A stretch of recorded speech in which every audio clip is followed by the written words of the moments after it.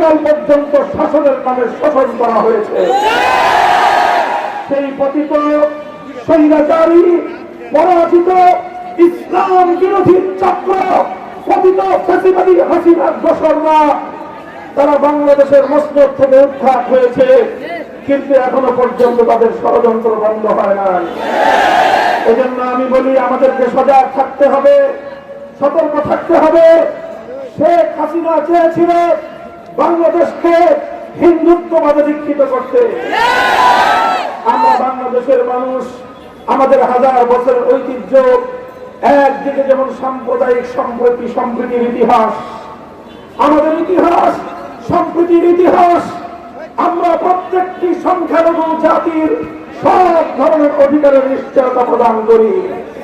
হিন্দু, বৌদ্ধ, খ্রিস্টান সহ যত সংখ্যালঘু সম্প্রদায় রয়েছে তাদের ব্যক্তিগত জানমালের নিরাপত্তা, অর্থনৈতিক এবং ব্যবসায়িক নিরাপত্তা এবং তাদের নিজ নিজ উপাসনালয়ে যার যার ধর্ম পালনের নিরাপত্তা এবং নিশ্চয়তা বাংলাদেশের হাজার বছরের ঐতিহ্য। কিন্তু আমরা লক্ষ্য করেছি বিগত ফ্যাসিস্ট আমলে তারা বারবার সংখ্যালঘুদেরকে নিয়ে নাটক সাজিয়েছে।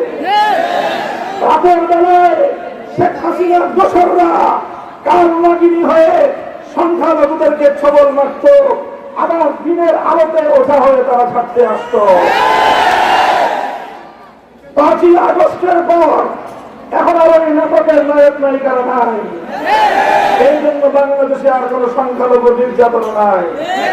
সংখ্যালঘু ভাইরা আপনারা আমার রাখবেন, এই হাসিনা এবং তার দোসরেরা তারা আপনাদের কল্যাণ চায় না, আপনাদেরকে তাদের রাজনীতির হাতিয়ার বানাতে চায়।